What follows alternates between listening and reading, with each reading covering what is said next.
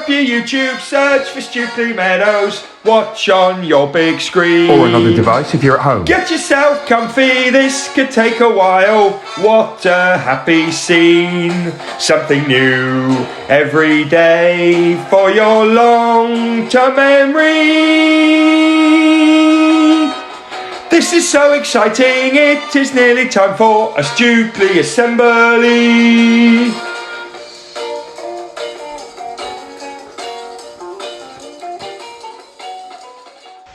Good morning, good afternoon, good evening or good night everybody, and welcome to Wednesday's reading assembly. For each other we, every day we, to improve we, together we will, every single Stukeley day we focus on. Our Stukeley motto is, our Stukeley curriculum is, our Stukeley plan for home learning is. 4 words that make the magic happen. Yes, they do. Hi everyone, welcome to Wednesday's reading assembly. I told you we'd be doing something very different, and that's what we're doing right now. It was our first day back, first day of the summer term yesterday. It was brilliant to see everyone. I'm a little bit scared, I'm a little bit apprehensive about today's assembly, but it's going to be fine. As you know, we've been reading George's Marvellous Medicine by Roald Dahl. That's the only thing I'm going to say for the author bit. That's it, it's Roald Dahl, done. We're going to get stuck straight into the book now, and I promised you that while we read about George's medicine, we were going to make it together. I've managed to get all of the ingredients, either from Home Bargains or Home Bargains. Basically, everything's from Home Bargains. It's nearly the same as George's ingredients. Before I start reading the book, Mr. Watley has given me some advice. It's one of his favourite books. George's Marvellous Medicine is one of Mr. Watley's favourite books, and he's asked me to tell you all not to try this at home.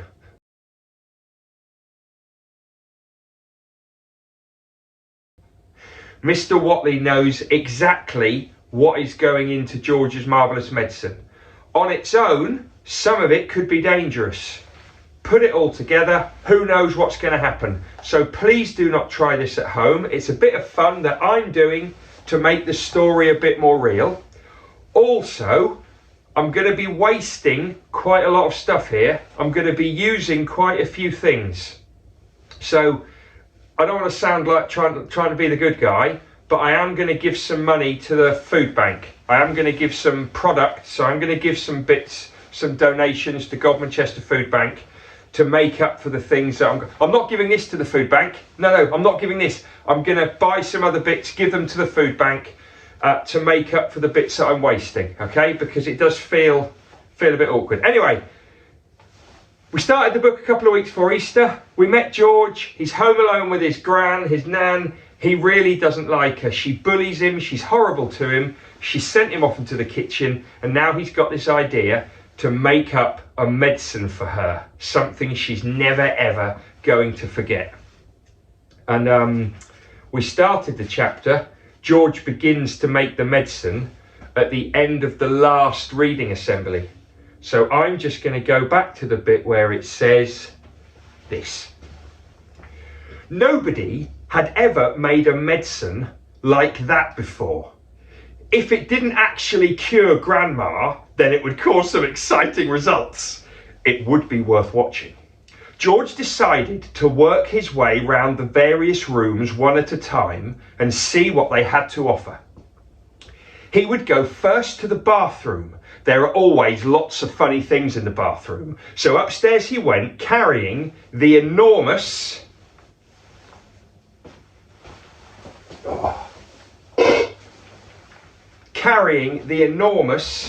two-handled saucepan before him. In the bathroom, he gazed longingly at the famous and dreaded medicine cupboard. but he didn't go near it. It was the only thing in the whole house he was forbidden to touch. He had made promises to his parents about this and he was not going to break them. There were actually things in there that could kill a person. And although he was out to give Grandma a pretty fiery mouthful, he didn't really want a dead body on his hands. George put the saucepan on the floor and went to work. Number 1 was a bottle labelled Golden Gloss Hair Shampoo. Now, I'm not going to do this with all of them, but there is our Golden Gloss Hair Shampoo. He emptied it into the pan. That ought to wash her tummy nice and clean, he said. So that, my friends, look at that. That is all going in. Oh, I also got myself a spoon to mix it together with. So that, I don't know if you can see that, that's pretty impressive. Right, okay. He took a full tube of toothpaste and squeezed out the whole lot in one long, horrid worm. Here it goes, everyone.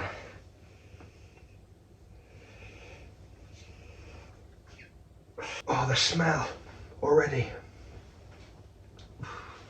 Okay, I've just realised I meant to change this jacket because I only wear it for reading assemblies. I don't wear it for anything else. And I just know it's not going to end well. So I'm going to put on what I call my painting jacket.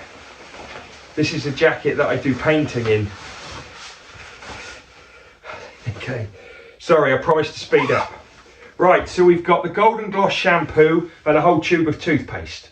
There was an aerosol can full of super foam shaving soap belonging to his father. He pressed the button and kept his finger on it until there was nothing left. Oh, look at that! That is incredible. So that is all going in. Oh man. Ooh, oh, the smell. Okay. A wonderful mountain of white foam built up in the giant saucepan. With his fingers, he scooped out the contents of a jar of vitamin-enriched face cream. Right, there's the face cream. I'm not putting my fingers in there, but I will. Oh, gross. There goes the... In went a small bottle of scarlet nail varnish. Now, I couldn't actually get proper nail varnish, so I've just got this weird pink thing, but that, watch this carefully everyone, oh, look at that. It's definitely nail varnish, it's just not the scarlety that I'd hoped. Right, that's gone in there too. I am going to show you this soon, trust me. If the toothpaste doesn't clean her teeth, George said, then this will paint them red as roses. He found another jar of creamy stuff labelled hair remover. Smear it on your legs, it said, and allow to remain for 5 minutes. George tipped it all into the saucepan. I'm going to put some of this in. Looks a bit like hair remover. Ooh, going to glug that in. Beautiful. There we go. Right, what we got next? There was a bottle with yellow stuff in it called Dishworth's famous dandruff cure. That looks like it'll do the trick. There we go. Oh, it's getting a bit, let's put a bit more in. Oh my. I think I may need to get some ventilation in here. Right, beautiful. In it goes, everyone. There was something called Brilident for cleaning false teeth. It was a white powder. In that went 2. Now I've got the teeth. Here's the teeth cleaning stuff. Here's the white powder, everyone. There, Whew, there it goes. This is going really well. He found another aerosol can, Nevermore Ponking Deodorant Spray, guaranteed. I don't know if you can see that. There's the Nevermore. She could use plenty of that, George said, and he sprayed the entire can full into the saucepan. Right, well, I've actually got a couple of these, so they're both going in. So I'm not actually going to put that all in, because it's starting to make my nostrils go all tingly. Right, so there's the Nevermore Ponging Deodorant. Liquid paraffin. Right, I haven't got any of that. The next one was called. It was a big bottle. He hadn't got the faintest idea what it did to you, but he poured it in anyway. Oh, look, let's just pretend this is liquid paraffin, okay? Talk to your teats about that. Oh, little glug of paraffin. There we go. Beautiful. Right, what we got next? On his mother's dressing table in the bedroom, George found yet another lovely aerosol can. It was called Helga's Hair Set. Hold 12 inches away from the hair and spray lightly. Again, he squirted in as much of that as he could. So let's put in some of Helga's. He did enjoy squirting these aerosols. Oh, George, what a guy. What we got next, George? There was a bottle of perfume called Flowers of Turnips. It smelled of old cheese. Oh,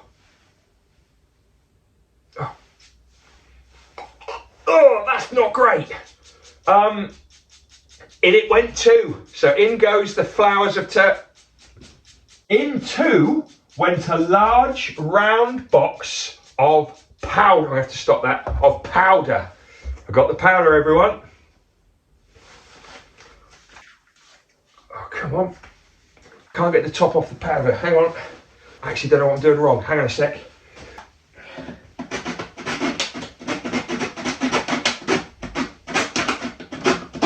Right. Okay. I've just sawn a bit of a hole in that. So there goes the powder. Whoa! There goes the powder, everyone. Whoa. Blimey. Whoa. Okay. Whoa, the smell in here is incredible. Okay. There was a powder puff on top, and he threw that in as well. Well, I've got pink sponge. That'll do, in it goes. He found a couple of lipsticks. Right. He pulled the greasy red things out of the little cases and added them in. So here's the lipstick. I'm gonna extend it. It was kind of like a lipstick. Like that. Break it off. Oh man, in it goes. There we go, everybody. Beautiful. Right. The bedroom had nothing more to offer, so George carried the enormous saucepan downstairs again and trotted into the laundry room where the shelves were full of all kinds of household items. The first one he took down was a large box of super white for automatic washing machines. George didn't know whether Grandma was automatic or not, but she was certainly a dirty old woman, so she better have the whole box, he said, tipping it in. So I've got some more powder. Going to put some of that in there. There we go. Washing powder's in. Good work, George. There was a big tin of Waxwell floor polish. It removes filth and foul messes from your floor and leaves everything bright, it said. George scooped the orange waxy stuff out of the tin and plonked it in the pan. Now, I couldn't get any floor polish, so I had to get some shoe polish instead, which is not really that similar. So I'm taking the shoe polish, take the little lid off. Oh, my hands. Right, I'm just going to use this spoon. You know, like the little spoons you get with the egg and spoon chocolates. Just going to use that. And there goes the polish in. Oh, not good. I've got it on my hands. Not good at all. I'll use the sponge to... Oh, look at that. I used the sponge to get it off. Right, here we go. This is great, everyone. Okay. There was a round cardboard carton labelled flea powder for dogs. Keep well away from the dog's food, it said, because if you eat this powder, it will make the dog explode. Good, said George. Let's put some more of this powder in, that'll do. Actually, I think the dog stuff was this. Ah, yeah, this is the dog stuff. I don't know how this works. Is it? Oh, some kind of gooey stuff for dogs. I think I've got the wrong one there. Anyway, we're still going, everyone. It's incredible here in the garage. He found a box of canary seed on the shelf. Perhaps it will make the old bird sing, he said. And then it went. Now, these are actually suet pellets. The birds, they'll do. Chuck them in there. Not all of them, because I need some for the birds here. Next, George explored the box with shoe cleaning materials. Well, he thought, Grandma's medicine is brown, so my medicine must also be brown. The way to colour it, he decided, would be with brown shoe polish. The large tin he chose was called dark tan. Splendid! He scooped it up and stirred it in. Oh no, he'd stir the pan later. Anyway, I couldn't get dark tan in a tin, so I've got it in a bottle. Liquid shoe polish, lids off. Oh, come on. Don't do this to... Oh, yes. Here we go, everyone. Okay, that came out quite quick, but it's okay. We can work with it. Right, shoe polish is in, everyone. On his way back to the kitchen, George saw a bottle of gin standing on the sideboard. Grandma was very fond of gin. She was allowed to have a small nip of it every evening. Now he would give her a treat. He would pour in the whole bottle. Oh, this is not great, everyone. There goes the gin. Right. Back in the kitchen, George put the huge saucepan clonk on the table and went over to the cupboard that served as a larder. The shelves were bulging with bottles and jars of every sort. He chose the following and emptied them one by one into the saucepan. A tin of curry powder. A tin of mustard powder. Let's put a bit more of this powder in. That'll do. There we go. That gives us a nice thing. A bottle of extra hot chili sauce. Well, if I'm honest, glug a bit of that in, give it a bit of texture, and then I'm going to put in some chili flakes, which I managed to get for about 59 pence. There you go, and there you go. I'll put them all in, give it a bit of heat. There we go. A tin of black peppercorns.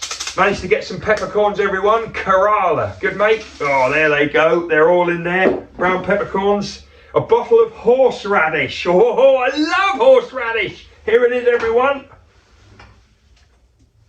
Okay. Gonna have to probably spoon some of that out. Oh, I've got the shoe polish spoon. There it goes. Oh, this is pretty gross now, if I'm honest. Oh, the spoon's gone in. The spoon's gone in. There, he said. That should do it. George! Came the screechy voice from the next room. What? Who are you talking to in there? What are you up to? Nothing, Grandma. Absolutely nothing, he called back. Is it time for my medicine yet? No, Grandma, not for about another half an hour. Well, just don't forget about it. I won't, Grandma, George said. I promise I won't. At this point, George suddenly had an extra good wheeze. Although the medicine cupboard in the house was forbidden ground, what about the medicines his father kept on the shelf in the shed next to the hen house? The animal medicines. What about those? Nobody had ever told him he mustn't touch them. Let's face it, George said to himself. Hairspray, shaving cream. Sure, I forgot. Did I put that in? I think I forgot. Remember, not try to. Got to do this. Not good. George picked up the heavy saucepan, crossed the farmyard and headed straight for the shed alongside the hen house. He knew his father wouldn't be there. He was out making hay in the meadows. George entered the dusty old shed and put the saucepan on the bench. Then he looked up at the medicine shelf. There were 5 big bottles there. 2 were full of pills, 2 were full of runny stuff, and 1 was full of powder. I'll use them all, said George. The first bottle he took down contained an orange powder. The label said, for chickens. Well, George said to himself, the old bird won't be losing any feathers after she's had a dose of this. And there go the orangey powder. Straight in, everyone. Beautiful. The next bottle he took down had about 500 gigantic purple pills in it. For horses with sore throats, it said on the label. Grandma might not have a sore throat, he said, but she's certainly got a sharp tongue. Maybe they'll cure that instead. Oh, I've dropped the lid in. Oh, gross. Oh, that's not good. That's not good. Put them in. The next bottle contained a brilliant red liquid, sheep dip, it said on the label, for sheep with sheep rot and for getting rid of ticks and fleas. By gum, said George, how I'd love to walk and slosh it all over Grandma, but I can't, so she'll have to drink it instead. Now, I'm going to put these in. This will be a bit like sheep dip. Oh, put that in. No, glug a bit of that in. Look at that. Beautiful. The last bottle on the shelf was full of pale green pills. Pig pills, the label said. Just the stuff, said George, for that miserable old pig back there. And they go. Oh, this is incredible. There was an old stick lying on the bench that had been used for stirring paint. George picked it up and started to mix his marvellous concoction. The mixture was as thick as cream as he stirred and stirred. Many wonderful colours rose up from the depths and blended together. Pinks, blues, greens, yellows and browns. George went on stirring until it was all well mixed. But even so, there were still hundreds of pills lying on the bottom that hadn't melted. And there was his mother's splendid powder puff floating on the surface. I shall have to boil it all up, said George. And with that, he staggered back to the house with the enormous heavy saucepan. On the way, he passed the garage, so he went in to see if he could find anything else interesting. Half a pint of engine oil to keep Grandma ticking over. I'm not going to put it half a pint in, just going to put a bit of a glug in there, like that. Some antifreeze to keep her radiator from freezing up in the winter. And finally, a handful of grease to grease her creaking joints. Oh, let's finish with this. There we go. Beautiful. Then, back to the kitchen. Now, we're going to finish there. We're going to finish there. Just before we go to cheer, boo, song or silence, I'm just going to bring the video over and show you what's in here.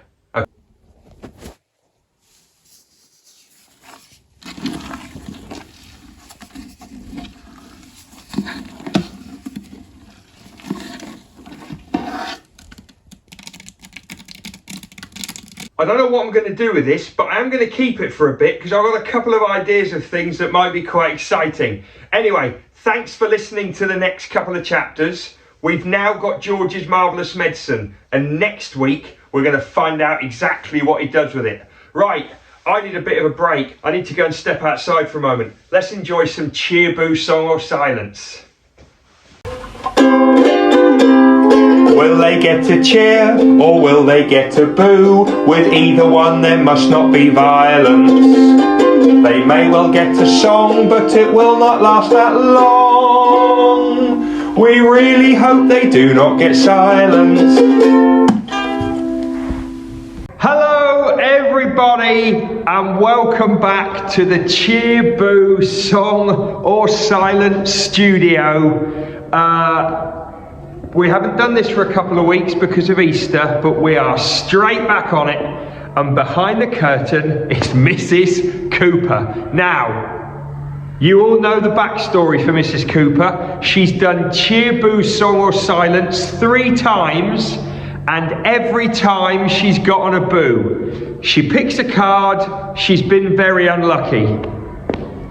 I wonder what she's going to get today on number 4. It's turn number 4. What do you think she's going to get? A cheer, a boo, a song, or a silence? I'm a bit nervous.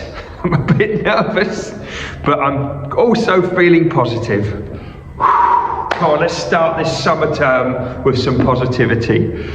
I haven't fixed this, by the way. Mrs. Cooper picked the card just like every other time. Out you come, Mrs. Cooper!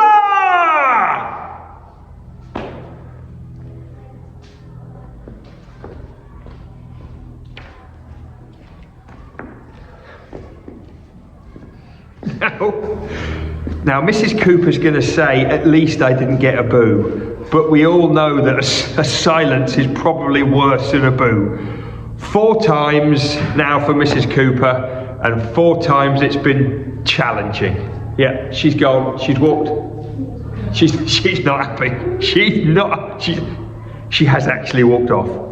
I wonder how the audience will react to that. Whoa. I couldn't really show that to an audience because everybody thinks I dislike Mrs. Cooper. That's why she kept getting the boos. Now, she picked a card just like everyone else, okay? But if I were to show that to somebody else to watch, they'd think that I'd set it up. So I'm not prepared to do that. It was bad luck. We'll leave it a few weeks and give her a 5th go. See you next time on Cheer, Boo, Song or Silence. Will they get a cheer or will they get a boo? With either one there must not be violence. They may well get a song, but it will not last that long. We really hope they do not get silence. Oh! Poor Mrs. Cooper. Never gets any luck, does she? No, she doesn't, that's right. Anyway, let's finish off with shout outs and most important 60 seconds. First of all, we have an AR millionaire. I'm absolutely delighted to say that Naya W in year 5. Naya has just achieved her millionaire status. Well done, Naya, very, very proud. Of getting it, and actually quite early. Only just started the summer term. That's super. We've got a Stukeley birthday today. It's Edie in year 1. Happy birthday, Edie. You don't celebrate by making George's Marvellous Medicine. I threw a cake would be much more delicious. Have a lovely day, Edie. Right, let's finish with most important 60 seconds. The most important 60 seconds are coming up now. The most important 60 seconds are coming up now.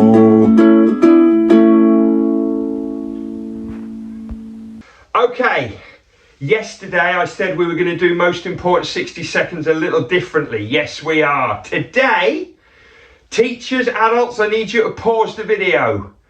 We're going to do exactly what we did yesterday. Pause the video, and in your class, you all need to talk about the 5 things that we need to be doing for home learning each week.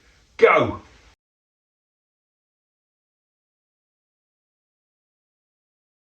Well done, everyone. I really hope that you got read, write, quiz, spell, calculate. They're the big Stukeley 5. We don't have a 6. They're the big Stukeley 5. Keep them going. I'm now going to do a bit of tidying up, and I will see you all around school very soon. And next Wednesday, we're back on George's Marvellous Medicine.